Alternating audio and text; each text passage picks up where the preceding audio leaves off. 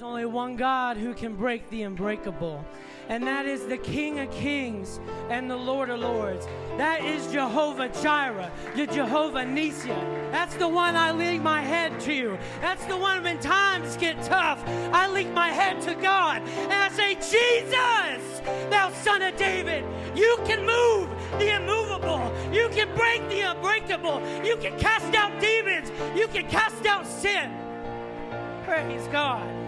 You are Jehovah Jireh, and I give you glory. I'm glad to be a part of this church and make this church my home church. I was talking to Matt before service started. I felt that me and him should pray together, so we went into my mom's classroom and we began to pray. And I told him, I don't want to pray that God moves in this building. I don't want to pray that God moves in this altar, in the seats, in the sanctuary. I don't want to pray that. I want to pray that God moves in our hearts. Yeah. I want to pray that God moves in our minds and our spirits. I want to pray that God allows us to take off whatever chains that we have on, take down every stronghold, break whatever yoke is inside of us. I wanted to pray that God just move each and every single one of us. Not this room, not this building, but our hearts. So that's what we did, and I'm excited and looking forward to see what the outcome is going to be. I was sitting down, and whenever Matt started talking, I was like, wow, that's great. He stole my message. So, Matt, thank you. Appreciate it. That's just great. But I have the similar message, just different point of view. And first off, before I get started, I want to make one thing clear, is that I'm not up here to entertain. I'm not up here to rally y'all up. I'm not up here to pump y'all up or to please y'all or for me to get a workout walking back and forth. I'm not here to do that. I'm here to preach the word. I'm here to preach the gospel, and I take this very seriously when I'm up here. Lazarus was the brother of Mary and Martha.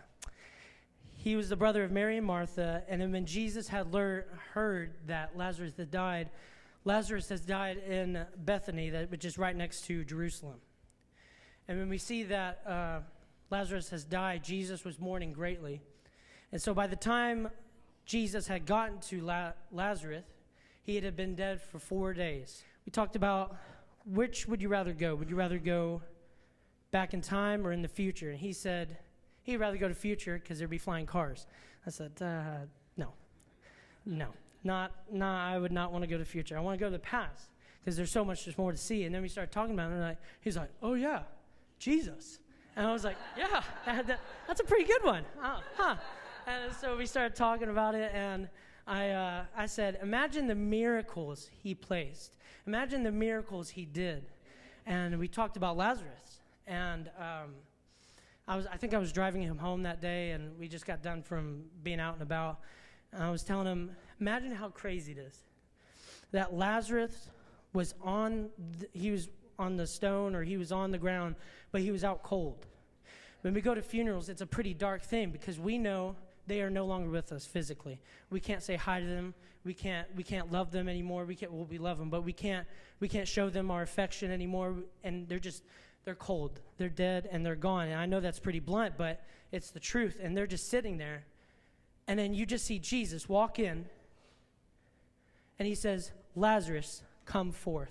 Yes. He says, Lazarus, arise. Lazarus, get up.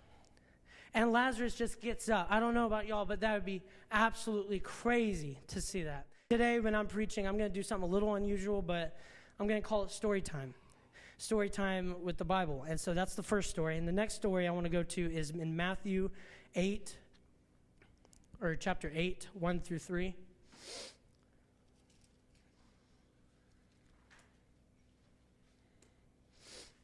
Awesome. And when he was come down from the mountain, great multitudes followed him. And behold, there came a leper and worshipped him, saying, Lord, if thou wilt, thou cleanse me and make me clean. And Jesus put forth his hand and touched him, saying, I will be thou clean. And immediately with leprosy was cleaned. So we know this story. There's a man with leprosy. He came unto God, asked him to be clean, and God touched him. He's clean. So we already know about Lazarus. He was touched, dead, came alive. Now we know about the man with leprosy. He came forth. And it goes to show, I should have said this beforehand, but it goes to show, if God can raise people from the dead, what can't he do? If God can raise someone from the dead, then why can't he touch your person that's not in church? Why can't he touch that family member that's not been coming? Why can't he touch whatever you've been going through, whatever trials or tribulations you've been going through? The next story I want to go to is 13.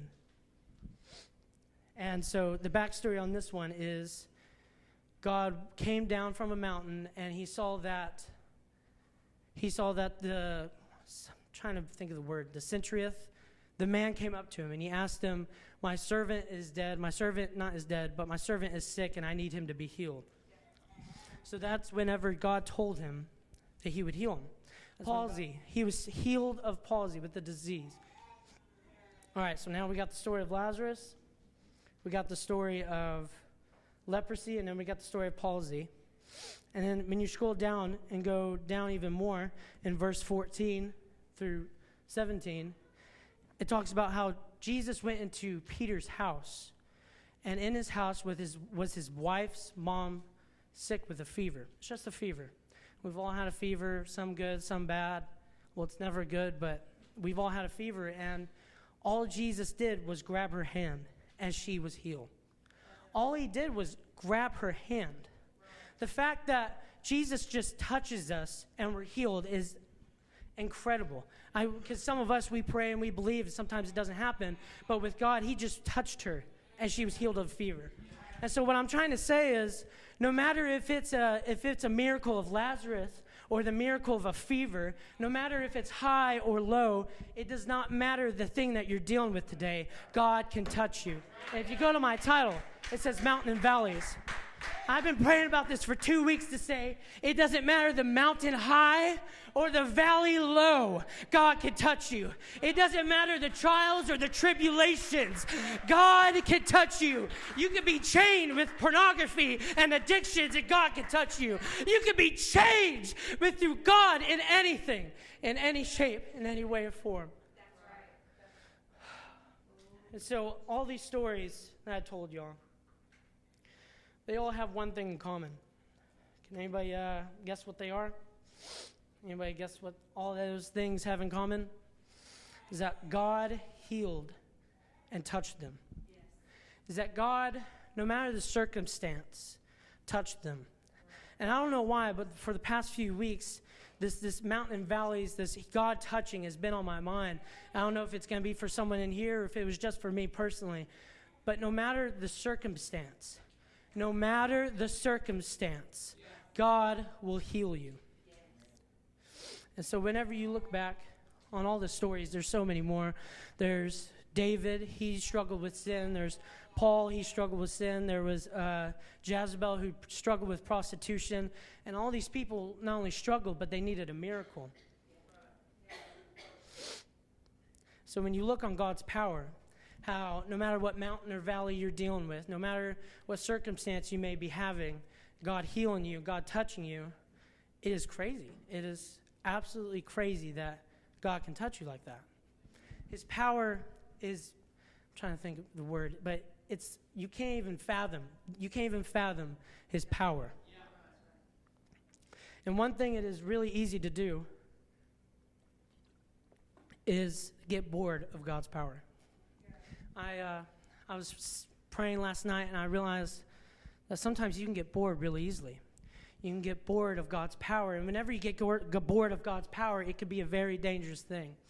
And whenever you get bored of God's power, it can mean you're tiptoeing. It means you're tiptoeing away from his power of not needing him. Oh, it's just God's power. He just healed me of a fever. Oh, you're just tiptoeing away. You're just tiptoeing slowly away and getting into lukewarm water. And that's the thing we don't want to be. That's the thing we don't want to have is lukewarm water. We don't want to be in the middle. We don't want to be bored of God's power. And so whenever you think on God's power, it is so powerful, it is so amazing that there's different areas. There's different areas of his power, of healing and touching. To start off, there's the physical. We have all had a physical touch. I'm pretty sure almost everybody in this building has had a physical touch from God. My mom was touched when she had COVID.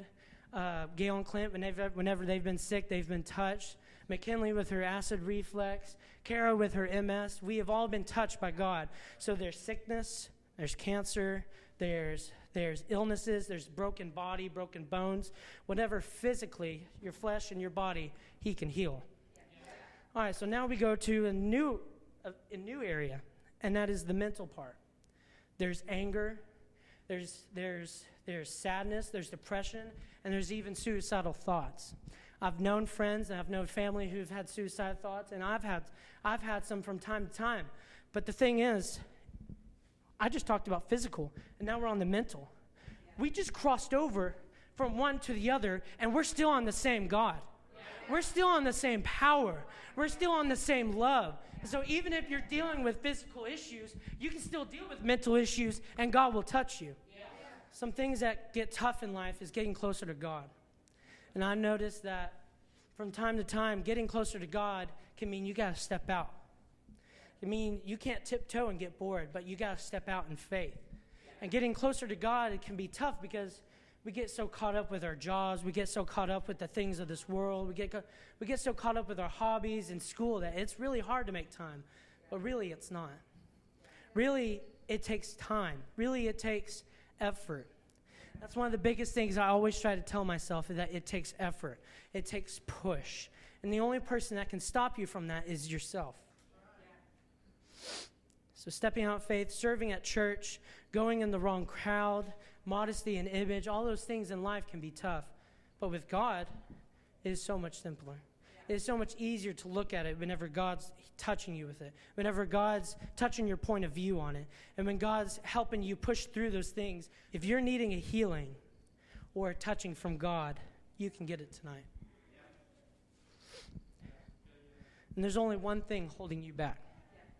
There's only one thing keeping you from getting that miracle. There's only one thing that can stop you from tearing down those strongholds.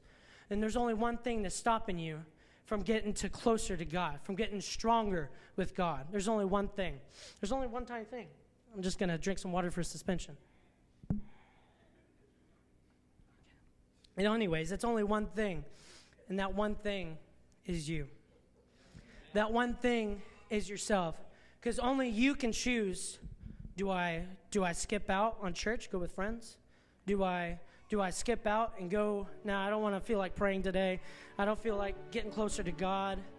When it comes Sunday night, do I feel like praying? Do I want that miracle? It only comes down to you, because look, I can't push you to get to God. I can't be you. I can't be your mind, your heart, your body, your soul. I can't be you. Only you can make that choice. Only you can say, no matter what mountains or valleys I face, only you can know that whatever I go through, I can look to God. There's one last thing to mention when it comes to God's healing of areas, and that is spiritually and with sin. It is so easy to get chained up by things of this world. It's so easy to say yes and say no to things of God. It's so easy to say, I want to hang out with these friends, but I really need to get to church. I really need to pray and seek the word, but I really just want to go play video games, be with my friends. I really want to do this, but I really want to try that new drug. I really want to go drink, but I should go to church. You have to choose a middle, and that's when it comes to getting bored with God's power. You can't get bored with God's power, because that's when you don't know what direction you're going. Becoming lukewarm is knowing not where you're going. That didn't make sense. Whenever you're going, wherever you're going, whenever you're getting lukewarm, that means you don't know what direction you're going. That doesn't mean you're confused all the time. That just means your choices. Because I'm trying to tell y'all, only you can make that choice. Only you can choose to step out, to go towards God, to get closer to God. And so when it comes to spiritually sin, there's so much. And I'm about to have I'm about to end and have everybody come up or wherever y'all want to pray, but there's things that he can touch, whatever you're struggling with. You dealing with pornography? He can touch you. You dealing with lust? He can touch you. You dealing with addictions? He can touch you. You dealing with drugs and alcohol? He can touch you. Whatever valley low or mountain high, tonight is your night. Tonight is the night to get down on your knees and pray. Tonight is the night for you to make the choice in your heart, for you to make the choice in your mind, to get down on that knees, to lift up your hands, to raise your head high and look to God. Because only you can choose what's going to heal your mountain valleys. Only you can choose what's going to touch those addictions, what's going to touch that pornography, what's going to touch that adultery, what's going to touch that hatred. I struggle with sin just like you. I struggle with the things of this world just like you. And only you can do whatever you need to do to get to mountain valleys. Mountain valleys doesn't mean anything when you have God. Mountain valleys doesn't mean anything whenever you choose to get on your knees, whenever you choose to lift up your hands and praise God.